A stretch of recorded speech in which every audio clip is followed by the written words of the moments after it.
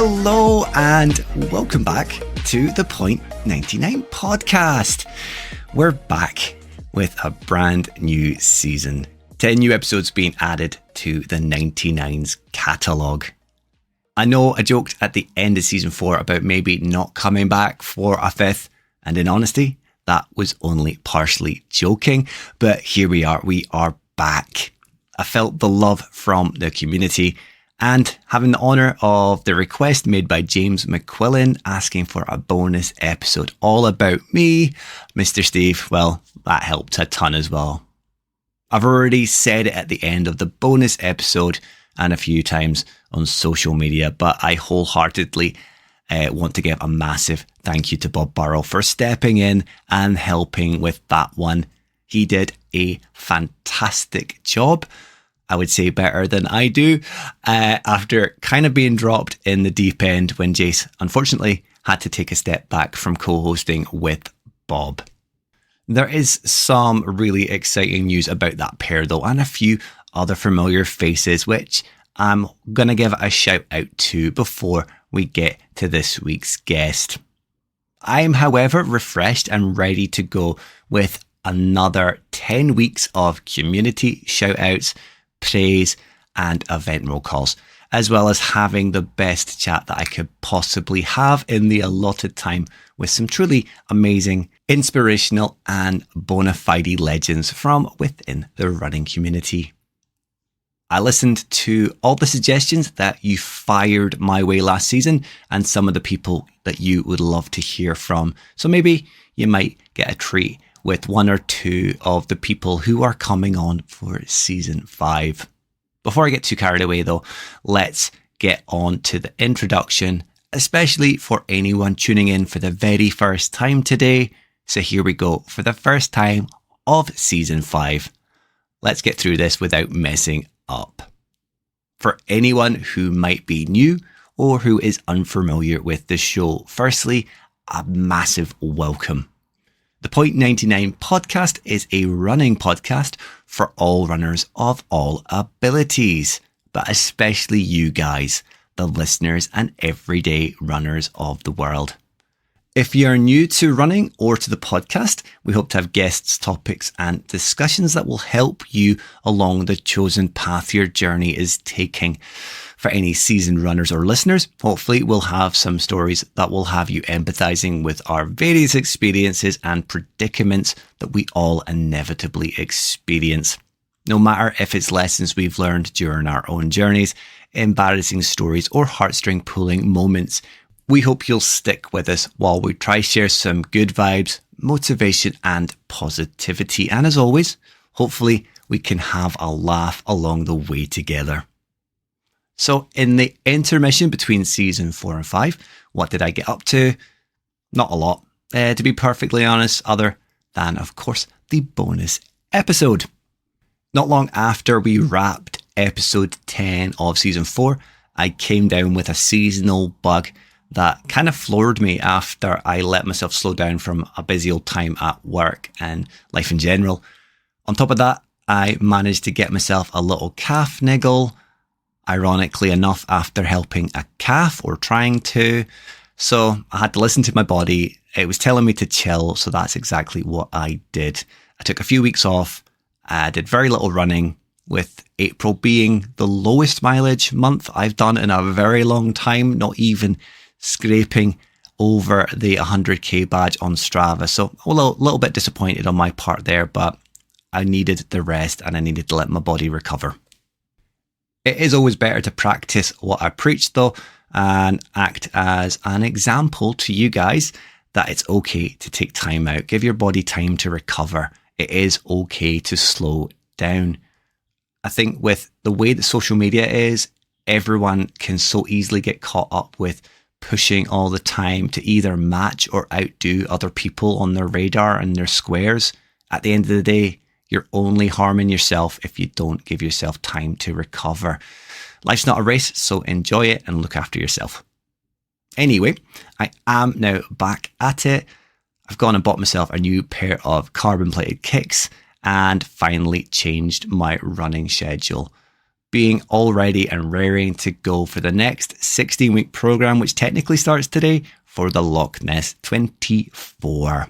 There'll be more on that a little bit later on in the show, and of course over the whole season, as we've once again teamed up with the wonderful team over there. So listen close as I drop a couple of spicy treats later on in the episode. So stay tuned, no skipping, you might miss it.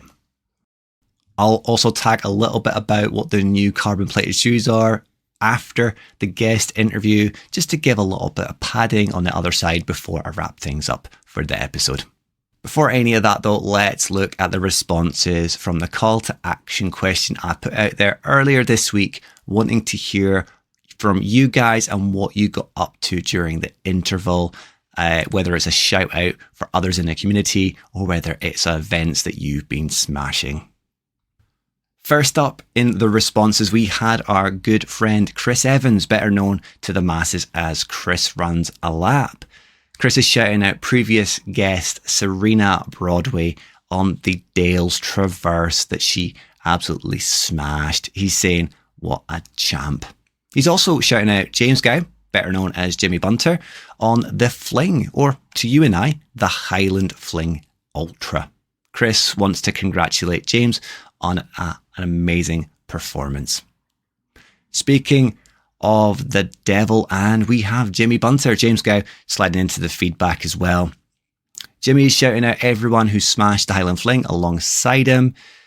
He also says it was a tough old race, but it was so much fun. He wants to add a salute to the souls that spend their time on the sidelines. It never gets said enough, but he wants to thank all the volunteers and supporters of races, as without them, races don't happen, nor are they much fun without them. So we runners appreciate you. And I want to echo that as well. Without volunteers, without supporters, the tough parts of a race would just break you. You wouldn't want to continue. And to have someone, as much as we joke, saying you're halfway there, it does give you a chuckle. It raises your spirits. And the same with the volunteers. Without having the high-vis heroes there, you could so easily throw in the towel, or the races just wouldn't happen. Staying with the Fling in mind, and we have Uncle Lee Campbell, Control Alt Delete, whatever you want to call him. Lee wants to shout out Rachel, John, Kaylee, Davey, Mike, Jimmy, and everyone else that smashed the Highland Fling, and also to Nikki Sheridan for being an amazing volunteer as well. He should be shouting at himself there too, because I'm pretty sure he was also on the volunteer roster, absolutely making such a difference to all the competitors and spectators. It does line up nicely though, as we have Nikki Sheridan, Knick Knack Ultra Runs, also popping into the shout outs with loads at the Fling. Too many to name them all without fear of missing someone out. I'll also jump in here and also shout out Nikki myself as she gears up for her next big challenge, as she continues with her commitment to not only the grind, but also to the whole community. Before we shorten the distance from the ultra-loving crazies to more of a familiar distance, we have one more to throw into the mix, and this time it's not the Highland Fling. Emma Runs Ultras dropped into the feedback to share that she secured first female at the Manchester to Liverpool GB Ultra Series. And if that wasn't amazing enough, she secured another female first 3 weeks later at the new 4th Ultra route hosted by Scuddy Events. I know I had a lot of ultra runners on last season, and I joked about it being a bit too many, but I think just from that, Emma might be a serious contender for a future guest. I want to know all about both of those absolutely amazing achievements. Let me know what your thoughts are on that one, and I will make it happen if you want to hear from Emma. Okie doke, let's get on to the sexy people's preferred distance, marathons. So both AB McCracken and Stuart Runs a Lot both got in contact. They were both south of the border at the Manchester Marathon. AB said that he found the atmosphere to be unbelievable. Keep your eyes and ears peeled though for both of these black and yellow clad Newton Road runners in the coming weeks. Not to be outdone, however, we have our good friend and the man who inspired the bonus episode, requested, James McQuillan, the man of the hour. Given the truly outstanding amount of praise and support he's been putting my way the past wee while, James slid in to shout himself out for his 3-hour, 27-minute marathon at his very first marathon. And what a place to do it, in London, baby. I started that Sunday off nice and relaxed, watching the little dots on the London Marathon app from bed before slowly moving through and seeing if I could spot some familiar faces on the TV footage. It was great to see that James and my old partner in crime, runnerman Steve, were so close to each other from the get-go. Not that I think either of them would have seen each other given the sheer number of bodies that were on the course. James did eventually knock Steve out of the park with his effort, but shout out to the man himself, to Steve. He still secured a PB in his third London. I know he was a little bit disappointed with how it went, but he's still holding that PB up high, and as he should. We all know that marathons are a completely different beast on the day, and London is never going to be the easiest place to go for gold, given the amount of bobbing and weaving that you need to do to get in and around the crowds, and how much that can affect different parts of you, whether it's your mind, whether it's your body, time, etc. He still did an absolutely amazing job. So a huge congratulations to everyone who took part in both Manchester and London though, and any other event that took place during the interim. There are a lot of names that I potentially could shout out, but I do have that fear of missing someone, and I don't want to cause any upset on missing someone out. Whenever you do score a Medal Monday glory though, drop me a DM on either my own account or on the podcast, and I will raise you up on my shoulders to echo your success and shout you out. I want to make it a big thing in this season. I know I tried to do quite a lot last season, but I want to really focus on shouting you guys out and helping raise you all up. Last but by no means least, we have the running girls. They got in contact, and I'm not sure whether it's Annie, Lauren, or even both for that matter, but either way, training has started for the Dundee Half Dram, the half marathon in July. A great time of year to be out training, given the sun that's outside while I'm recording.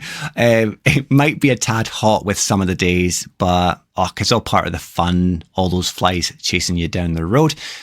Fingers crossed the rainy sessions are non-existent, or at best at minimum. For everyone that got involved, I just want to say thank you very much. Whether you were volunteering, cheering, or taking part in an event during the break, a huge congratulations to you all.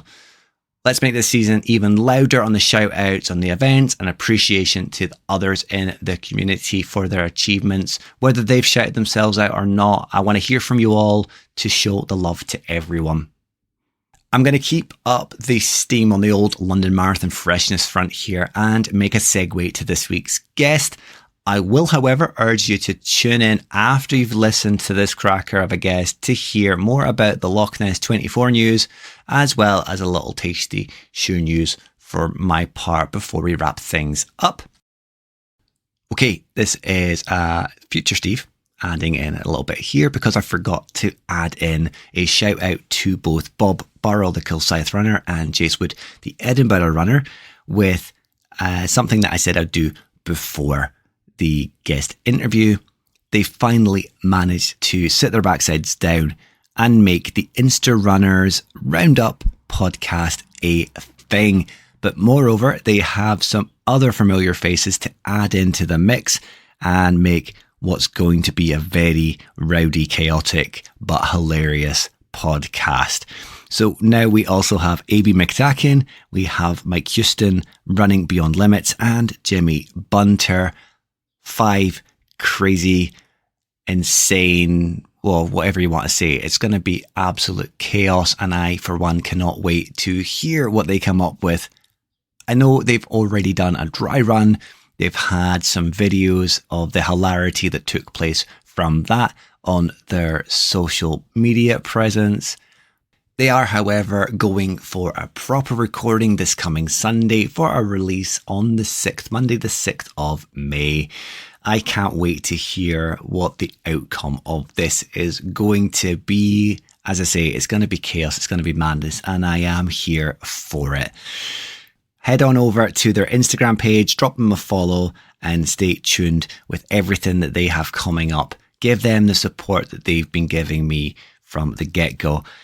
You can find them at instarunners_roundup_pod. You can also find them on Spotify. Give them a follow. And when the time comes, give them a massive thumbs up rating and just show them the love and support, as I say, that they've been showing towards me. Before any of that though, like I said, let's get to this episode's guest. I'm going to let the introduction I read to this lovely lady do all the talking to save any repetition. So let's jump on over and hear how it went. Sliding onto the hot seat today, I have one of my best buddies from the running community and someone you may be familiar from several previous episodes, having referred to her as my pocket-sized Parisian pal and having featured on an episode in season 2 as well. As much as I like to emphasize her Frenchiness, she's more than just her nationality.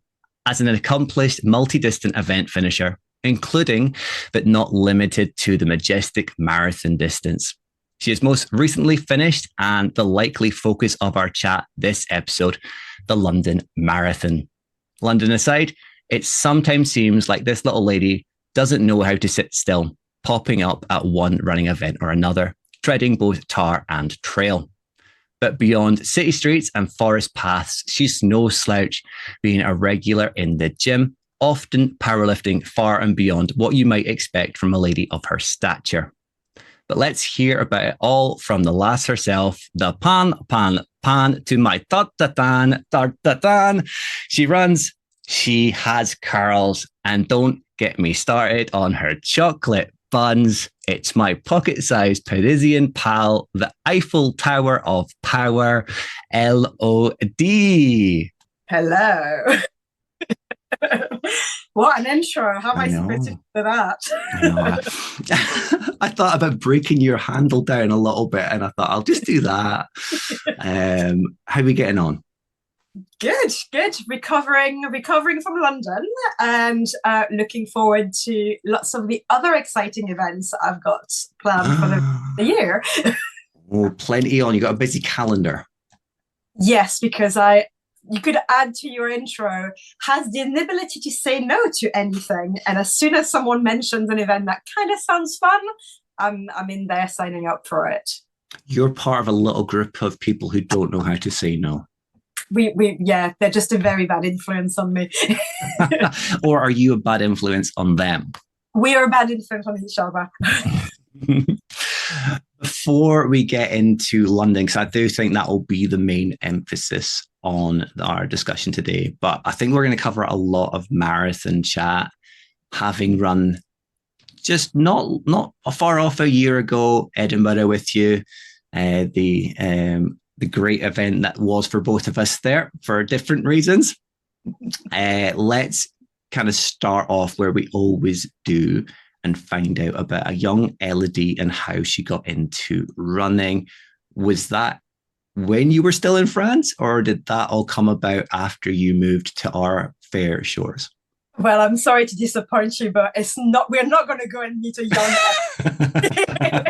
We're going to meet Elodie during the pandemic, who was really, really bored because there's only so many Joe Wicks videos you can do in your kitchen before getting very bored. And I thought, if I'm ever going to complete Couch to 5K, it's going to be now, because I've got all the time in the world. And it was a good way to get out of the house. And that's how it started. It was a long slog. I wouldn't say it was love at first step. Definitely took me about 6 or 8 months of trying to run regularly short distances to finally hit a day where I was running and I thought to myself, this is actually enjoyable. I am having fun. I am not suffering too much. And from then on, it kind of grew arms and legs. So yeah, started running all on my own during the pandemic, created my Instagram very kind of in a submarine way, anonymously and without letting anyone I knew in real life know that I had a running Instagram, just to keep myself accountable. And from having met so many people now from the Instagram running community that I can call my friends, and you're one of them, Steve. For your sins.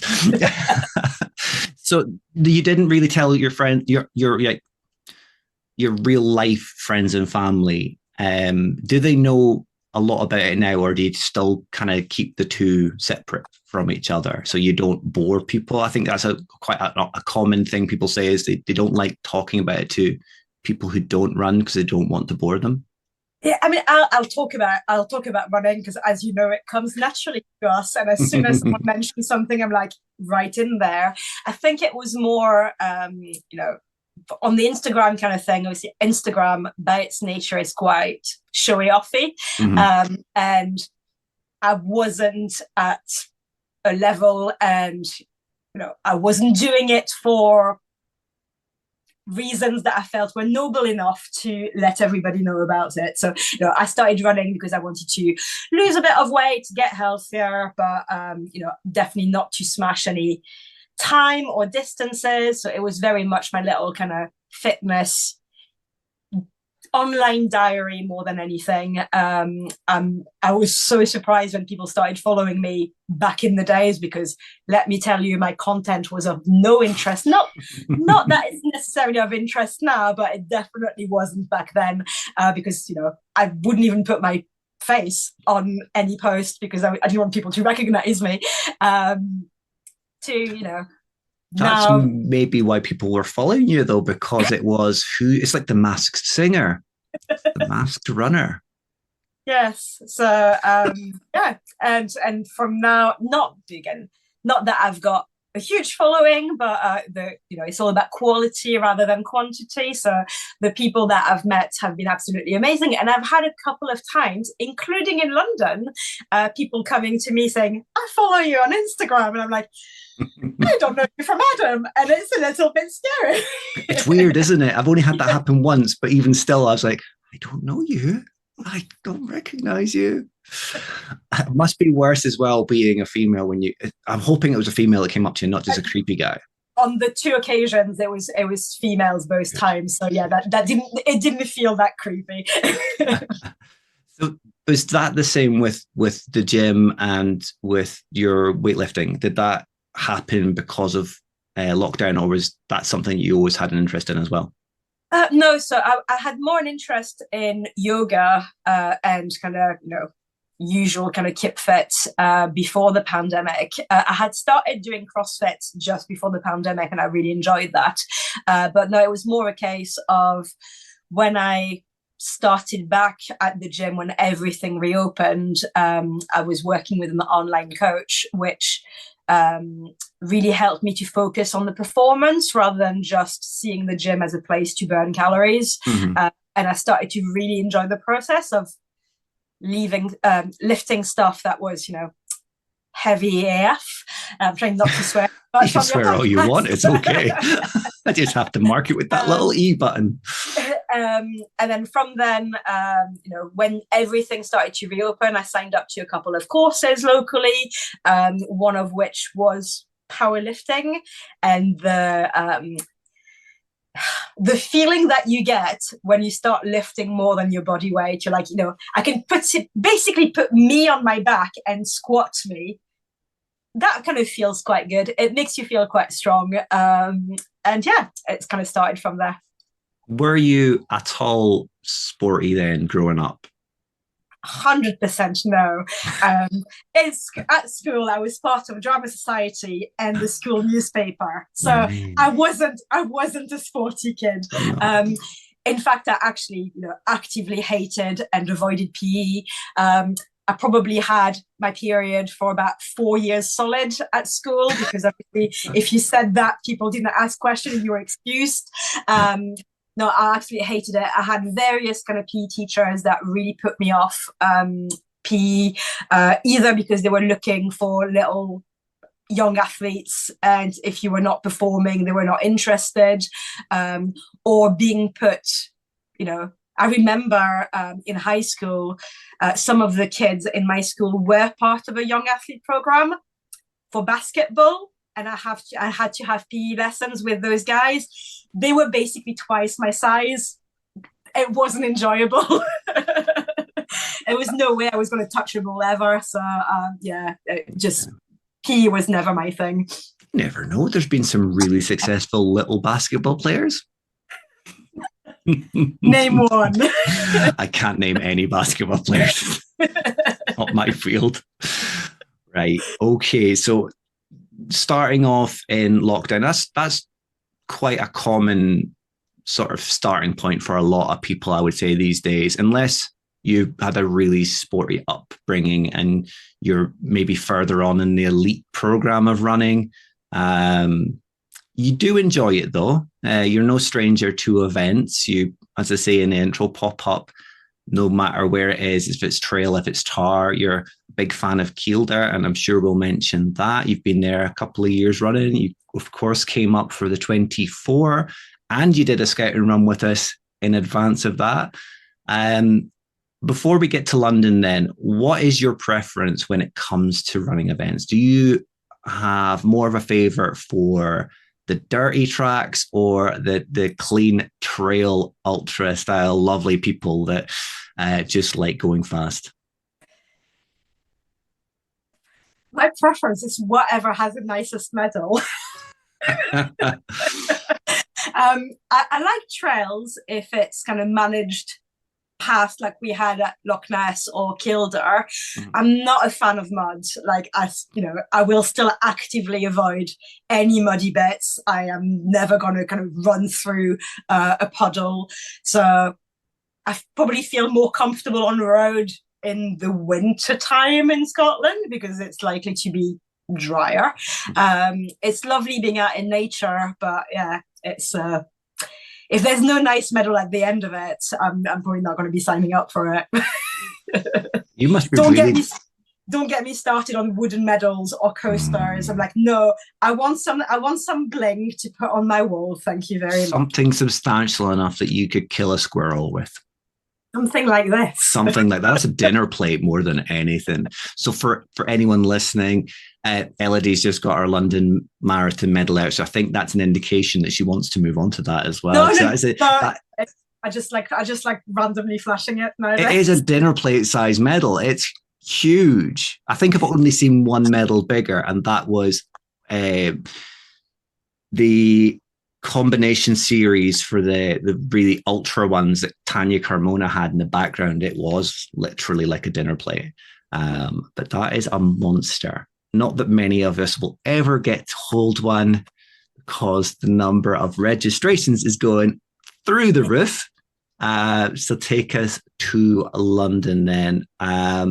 Maybe start off with how training went, because it's been a long old run for you of training, how you felt on the run up to it, and then take us through the day itself. So I actually officially started my London training plan on the 25th of December 2023. Not that I wanted an excuse to get out of the house on Christmas Day, but yeah, fully wanted an excuse to get out of the house.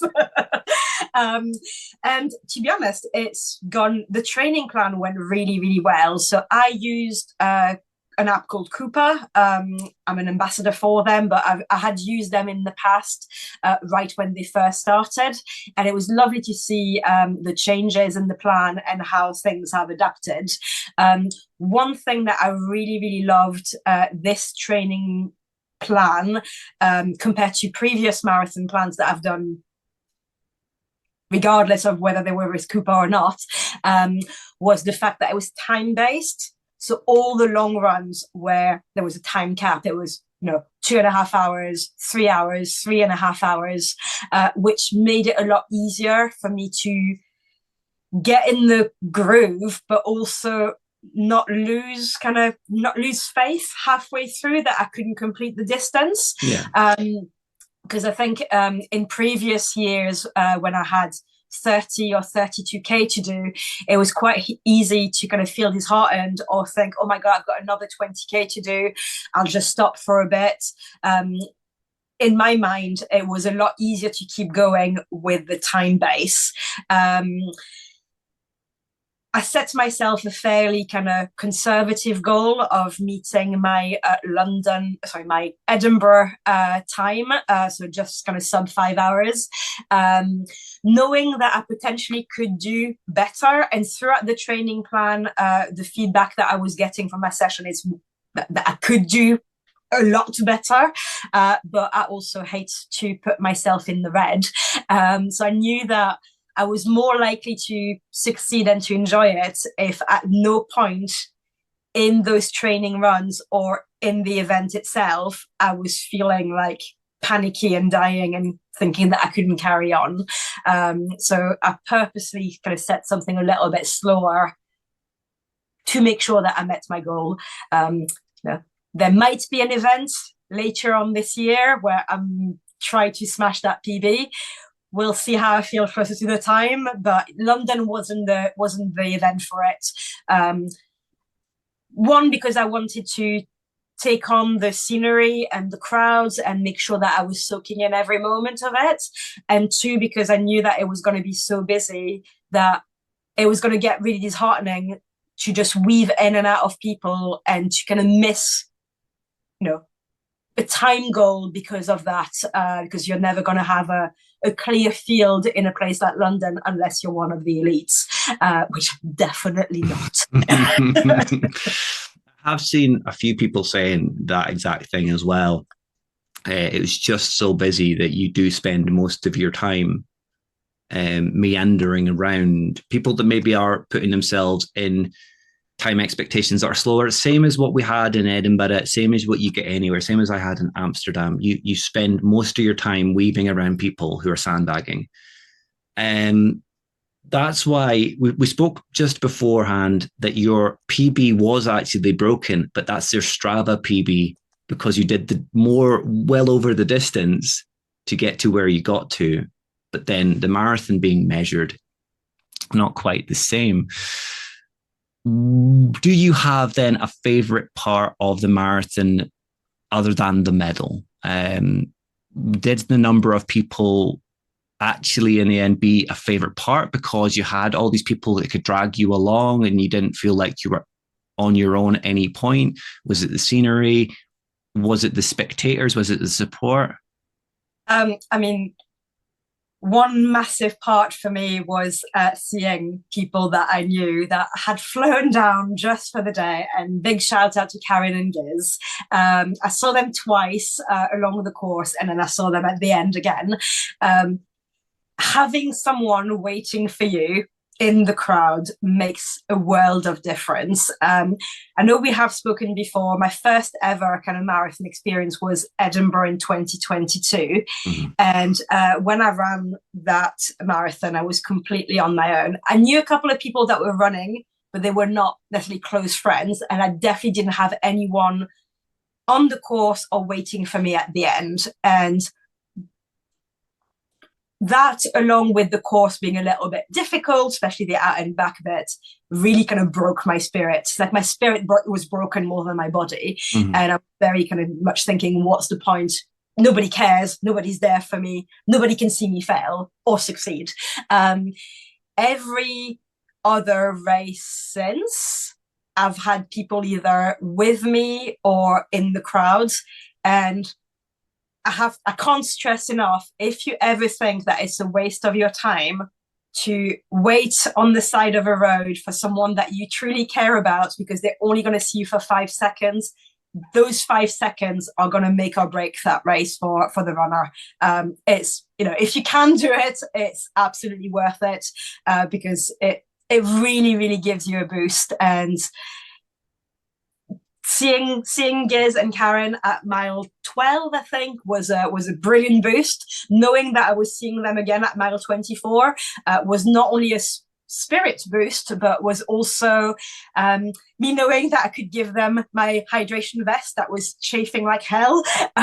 So it meant that those last 2 miles felt so much easier, so much lighter, because I wasn't in pain anymore. And obviously I had that little boost to see them right before the finish line as well.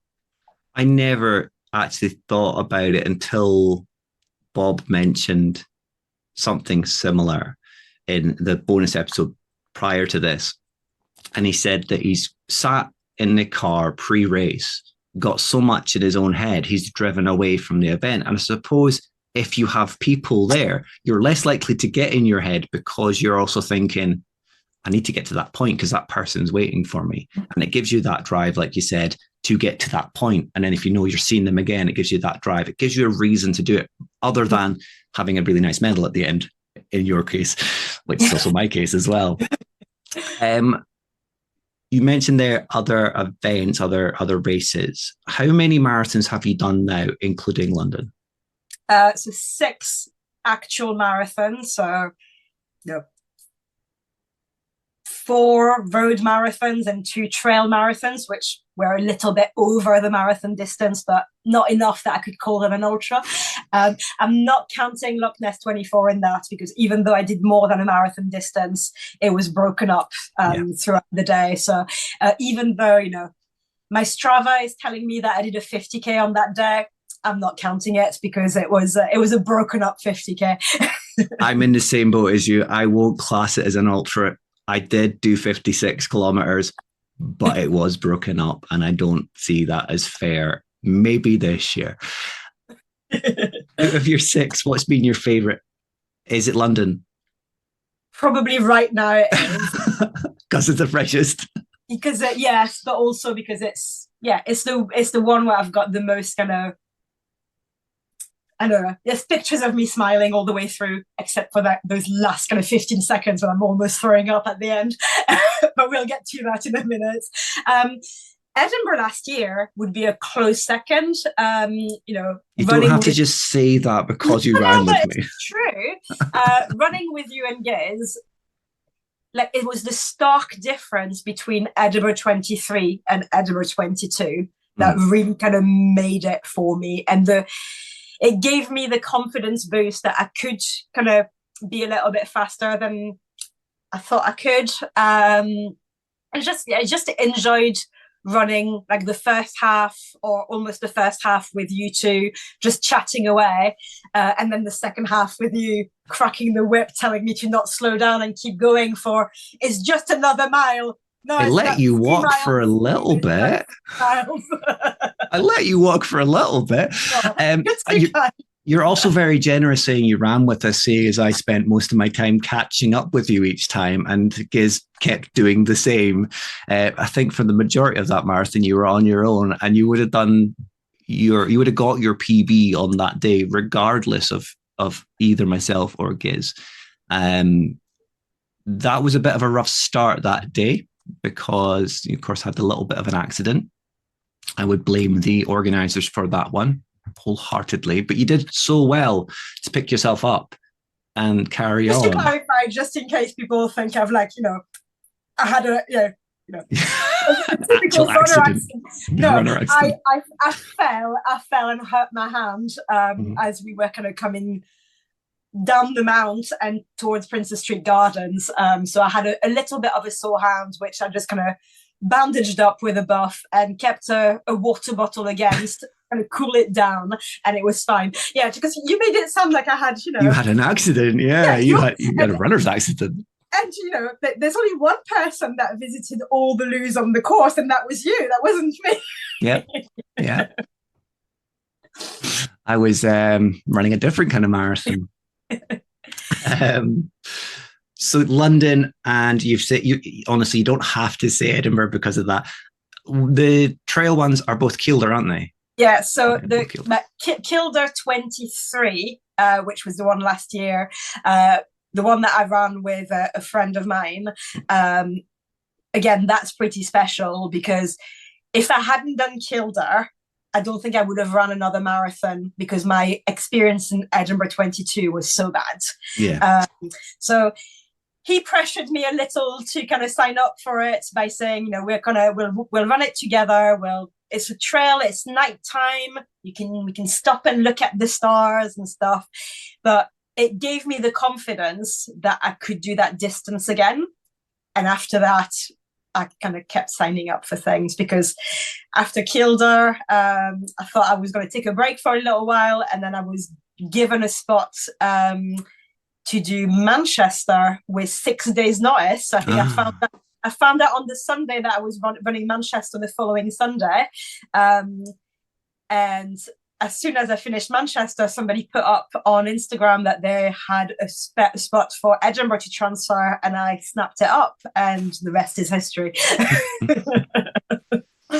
Not going too far away from Kildare, though. You've recently having completed it again, but not just completed that one. You did a double day, didn't you? Yes.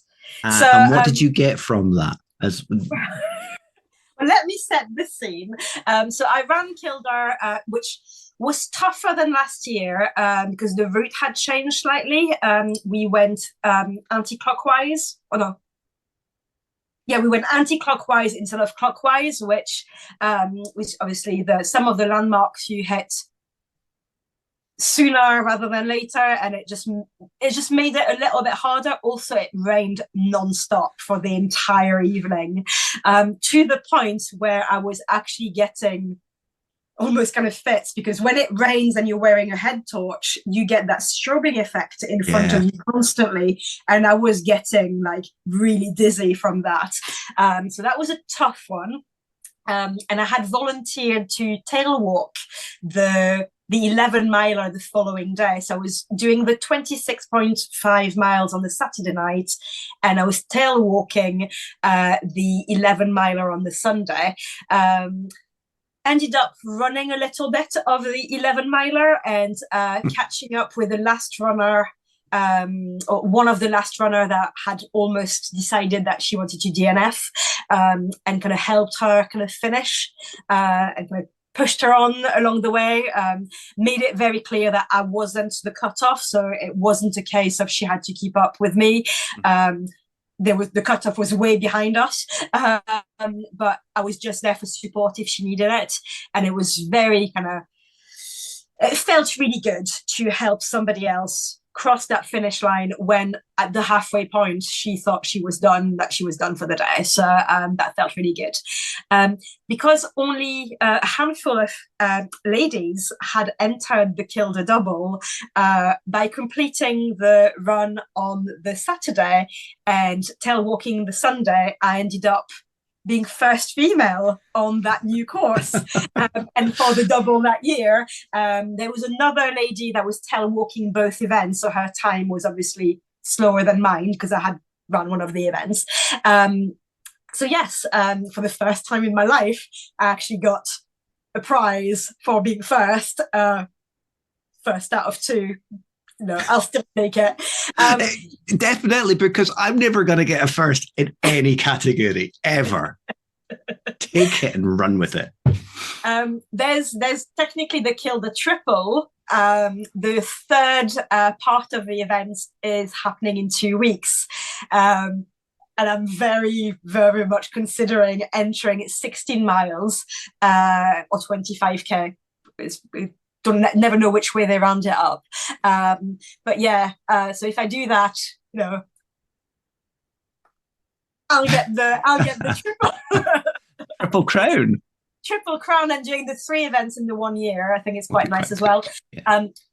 Also, the fact that the third event, so it's still going to be a nighttime event, it's still dark skies, but with it being the second week of May, it should be a completely different feel and completely different kind of fauna and flora that you see around Kildare than you do in March. So I'm very much looking forward to it. Yeah, you'll only really have like 3 hours of darkness, so you'll get that really odd. It starts later on, so you actually get more darkness, but hopefully it will be a little bit less wet than it was in March. I would have made a joke that maybe you brought the rain up for the 24 last year, because I keep getting the blame for it. I don't take the rain everywhere. But you didn't bring the rain up for the recce that we did, so it's neither of us. I think we can rule that out, and it's definitely not Lee. Yeah. No, it's I have that ongoing argument with Lee that, you know, he calls me the rain goddess. I am definitely, it's fake news. I definitely don't bring the rain. I have many pictures of, you know, beautiful runs in the heat. I got sunburnt in London, so definitely didn't bring the rain there. You got me sunburned at Edinburgh. I got sunburnt in Edinburgh as well, because I think everybody gets sunburnt in Edinburgh. Mm-hmm. So you don't bring the rain. You don't bring the rain.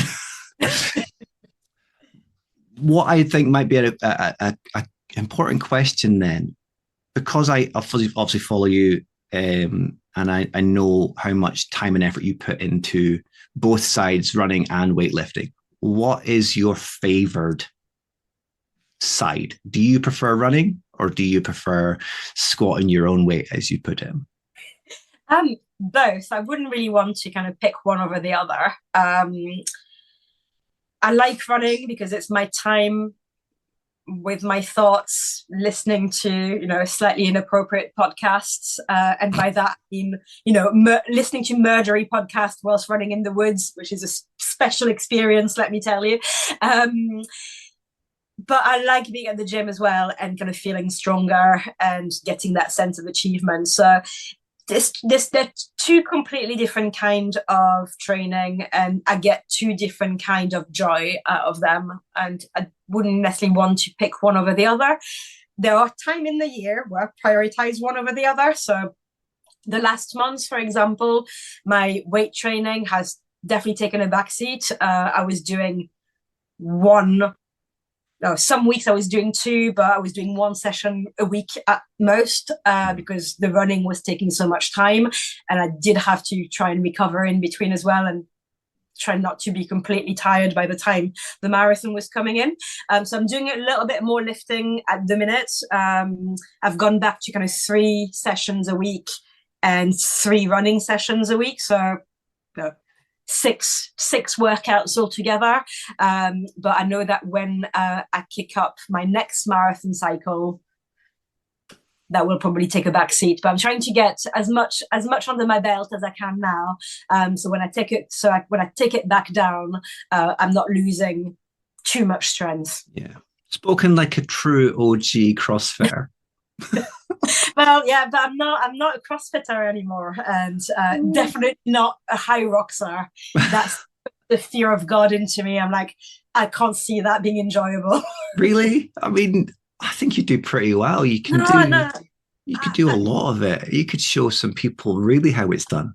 I don't know. It's the fast running in between that would really. I'm not really good at fast, short bits of running. I go long and slow. Like, this body is built for comfort, not for speed. I remember kind of CrossFit workouts or a competition that I did last year where we started the day with an 800-meter sprint and then the rest of the workout, and it nearly killed me. I was like, not having any of this. I suppose you would have to bleach your hair as well, because that seems to be a thing with female hydrox. Really short. Or tie it back in a ponytail. Okie dokie. Let's think about wrapping up then and speak about what's coming next. What's the next big, maybe goals, maybe milestones for Elodie? So I'll be back at Edinburgh, but this year I'm going for the half. So I'm cutting out the out and back of doom, and just, you know, do the half and stay behind to cheer anyone that is running the full, because I've got a few people that I know running the full marathon. The only reason I've never done the half in Edinburgh is because it starts at a stupid time in the morning. I think it's an 8 o'clock start, which I am not an early bird. Like, I do not like morning. So for the past 2 years, I've signed up for the marathon just because it was starting at 10:30, and it meant, like, you know, a couple more hours in bed. But yeah, no, this year it felt like, you know, after running London, it was reasonable, and obviously Kildare the months before as well, it was reasonable to go for the half, even though I know that, you know, I'll see people crossing the line of the full and I'll get massive FOMO and I'll really wish I had done the full. But Edinburgh will always be there. Edinburgh is easy to get into. No, and you don't live a million miles away from it as well. Yes, it made more sense to focus on races that were a little bit more of a one-off this year. Yeah, and I think so close to London as well. You want to give yourself plenty of time to recover from that distance, and a half marathon is certainly going to put a lot less strain on your body. Yeah. What else? So probably potentially the Kilda Triple. So the third leg, which will be the 16 miler. Then I've got a nice kind of short event in July, the Great North 10K, which I'm hoping to get prove myself that I can do a decent time on a 10K, because shorter distances have kind of gone by the wayside over the last couple of years. Then 16 weeks from today, we'll have Loch Ness 24, and we're back with a vengeance. Where I think we're all, well, you've got your own strategy for Loch Ness 24, but us previous dibbers, we've gone for, instead of making teams, we've made a super team. So we've all entered solo so we can run together. I don't think any of us have any plans to actually, smash crazy distances. We'll see what happens on the day. Just have fun. We just want to have fun, run together. And I think that's one thing that we kind of missed on a little bit last year, is because it got so busy and because people were running at such various speeds, it was really hard to time for you to go run with someone from another team together. So that's why this year we've all entered solo so we can do that. And we'll bring the sun so you can sit on the beach and take a break and have a paddle. I mean, you keep saying that whole nice weather of Inverness thing. I don't think I've seen it yet. You saw it no, don't come that. You saw at least some kind of I said you didn't bring the rain. There was rain on our recce, wasn't there? No, it had rained previously, because and then it rained after we were done. When we went to the through the fields where the grass hadn't been cut, and it was basically my height, and it was completely soggy, but it wasn't raining then. It's just it had been running in the run up of our recce. Anyone listening again, context, the grass came up to my shins. It came up to Elodie's chin, so that gives you context on just how small she is. You're exaggerating for effect. You also say I've got my goals. I do have a goal for this one, but the way it's going, I'm going to have a serious conversation with my partner about that, because I don't think she's going to be in any shape to do it. So it might be a solo effort for me as well, the way things are going. I'm not ruling out trying to podium still. Fingers crossed she is on the mend, but fingers crossed. Fingers crossed. 16 weeks. And then we will see you again, unless we see beforehand. Either I'm down your neck of the woods or you are up, but 16 weeks, and we'll bring the sun, we'll have a party, and hopefully there will be a silent disco this time. And pizzas that we don't have to wait 3 hours for. I didn't. I went and got mine. No, I got on the Domino's as well, but generally speaking, I heard so much about the pizzas that I hope that we can get something a bit nicer than Domino's next year. I'll take the pizza oven next time. Yeah. Again, if it doesn't rain. Yeah. That's been fantastic speaking to you again today, Elodie. As with every person I've had on, I do feel like it's just like skimming the surface and not really deep diving enough, but maybe we'll get you back on and have more of a chat closer to the 24 again like we had previously. But no, thank you very much for coming on and speaking today. I think anyone wants to know more about London, drop Elodie a message, give her a follow. Where can they find you, Elodie? On Instagram, which is runs_curls_and_buns. No. Do you want to do it, Steve? Because you're like way better than me at doing it. runs_curls_and_chocolate buns, or a chocolate_buns. And yes, I have said for the past kind of 3 years that I was going to change that handle to something less less complicated, but I feel like that ship has sailed. Although if anyone wants to, send me any suggestions, please do so. My inbox is open. Tartatan Elodie. Thank you once again for joining me, and enjoy the rest of your evening, and fingers crossed this will be a smasher. Thank you very much, Steve. Magnifique. She's a right rocket, that one. We had a great pre and post interview chat and a lot of laughs that weren't safe for non-inducted cult ears. It was a little bit rusty though, coming back as a host. I have to say, from my experience, it's much easier being a guest than being a host. I'd be more than happy having Elodie back at any time in the future to deep dive a little bit more of her story. The allotted time is sometimes not anywhere near long enough to really do a person's story enough justice. Then again, it was Elodie who originally made the comment about the 2-hour-long episodes being a little bit too long and having to listen to each episode on 2 times speed. Okay, I've been teasing you long enough now. Loch Ness 24 news, and generally podcast news for that matter. I think most of you will have already guessed it by now, but of course, with it being 16 weeks away from the event today, a perfect block distance, Friday the 3rd for anyone listening after the fact, we have teamed up with the amazing team at the Loch Ness 24 once again to give one lucky person an event entry for this year's event. Whether the winner uses the entry for a solo or team entry, that's completely up to them. On top of that, however, we have a partnership with Voom Nutrition to bring a Voom bundle and £25 Voom voucher into the mix, as well as having our merchandise partners from Twisted adding something in as well.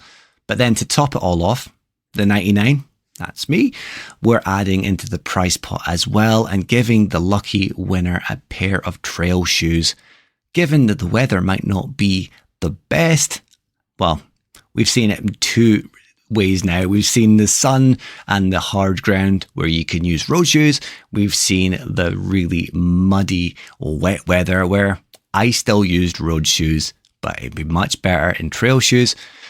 The shoes that I have in mind are the exact pair that I now wear for my trail outings, the Innovate Trailfly Ultra G300 Max. Bit of a mouthful. This giveaway is, however, not affiliated with Innovate. Not at the moment anyway. So that part of the prize is purely coming from the 99 from me. So keep an eye on socials on how to enter in the next few days. It'll likely be the usual entry requirements following the awesome companies that have partnered up with us to give you such an amazing prize package, but I will confirm it all on the social media posts. The prize package may also grow. If it does, I'll be the first to let you know through socials, and I might do a couple of videos as well just to keep you informed as to what's happening. Future Steve here once again with something else that I forgot to add in. The team at the Loch Ness 24 have been very, very kind to us again, as they have been the past few years now. I've had a discount code available in year 1, year 2, and I have another one for year 3. It will get anyone who wants to take part in the event but isn't lucky enough to win the prize £10 off their entry. I will pop that code over on the social media post just so I don't read it wrong or you don't hear it wrong and then it doesn't work. Head on over to Instagram in the next few days if you want to, well, still enter the giveaway, but if you want to enter anyway, or you were going to enter, you can get £10 off your entry. I am very close to wrapping up now, but before I do, I wanted to share some shoe news. Now, this one's from me. Anyone familiar with the show and my running will now know how much of a fan I am of Nike or Nike, whatever you want to call them, their Vaporfly and generally their super shoe range as a whole. Well, I've decided to toss my hat into the ring with a new carbon plated shoe and see what it has to say for itself, given how cheap it is compared to some of the other big brands like Nike, Adidas, etc. I went and bought the Kiprun KD900LD. I know, like the trail shoe, that title does roll off the tongue, but it is the shoe in question. Even when I popped the brown box up on the stories though, Ian Runs and Cycles, the man who knows his stuff when it comes to shoes, knew exactly what the deal was. I am desperate for that man to get a shoe sponsor so we can get him a YouTube channel for all the reviews, because he does so much great stuff in the community, shouting out all these different shoes and testing them out as well when he can. Anyway, that's the plan for my bank holiday long weekend, to give them a blast, see what I think and let you guys know. This could be a bit of a game changer and revolutionise the affordability of carbon plated shoes for the masses. They might be a miss, they might be a hit. So who knows? Let's find out. Lost my place there. Okay, it's time to wrap up. If you liked what you heard today, the best way to support the podcast is to do what you've done, to download, to stream, and to listen to the show.